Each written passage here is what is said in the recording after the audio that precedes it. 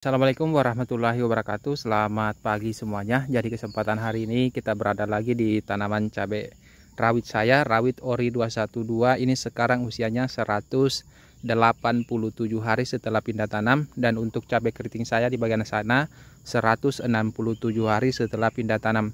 Dan pada kesempatan hari ini itu kita akan melakukan proses penyemprotan yang ke-29 kalinya pada tanaman cabai rawit dan cabai keriting. Jadi bersamaan ya melakukan penyemprotan.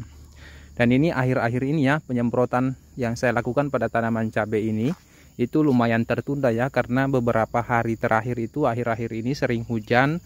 Kadang hujan-hujannya itu hujan-hujan gerimis setiap hari. Jadi penyemprotannya tertunda. Ini penyemprotannya kurang lebih 1 mingguan ya baru kita semprot lagi.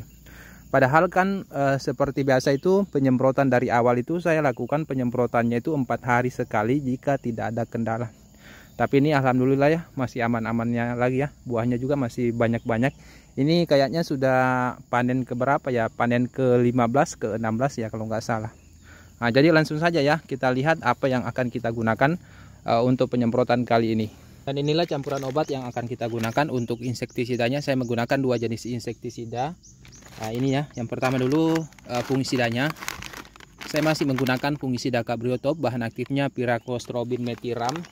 Ini adalah fungisida kontak dan sistemik. Jadi 2 bahan aktif ya. Ada yang bersifat kontak, ada yang bersifat sistemik. Nah, ini untuk pengendalian, bisa untuk pencegahan, bisa untuk pengobatan berbagai macam jenis penyakit, misalkan bercak daun, antraknosa ataupun penyakit busuk dan serta penyakit layu sih sebenarnya. Nah, ini kita gunakan dosisnya 2 sendok makan. Dan untuk fungisida Cabriotop ini bisa kita gunakan dari awal tanam dan bisa juga digunakan pada berbagai macam jenis tanaman. Nah, kita gunakan 3 sendok makan. Nah, terus pupuk daunnya kita menggunakan kalinet cair ya, kalium cair. Dia merek dagangnya Kalinet. Ini dia dominan kalium dan ada juga fosfatnya ya. Ini kita gunakan dosisnya 30 ml per tangki 15 liter seperti ini ya. Ada fosfat, ada kalium, ada boron untuk kandungannya. Recommended juga ya.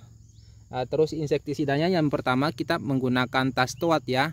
Merek dagangnya Tastoat, bahan aktifnya Dimetoat untuk mengatasi hama lalat buah. Dan bisa juga untuk hama kutu-kutuan seperti ini ya. Nah, ini kalau untuk hama lalat buah ini dia 2 cara kerjanya. Yang pertama bisa mengusir dengan baunya yang lumayan menyengat. Terus yang kedua bisa membunuh dengan bahan aktifnya, walaupun daya bunuhnya tidak terlalu kuat, misalkan tidak sekuat bahan aktif Triazopos misalkan Maestro. Makanya itu untuk hama lalat buah itu saya rolling ya. Saya menggunakan Maestro di rolling dengan Tastoat seperti itu.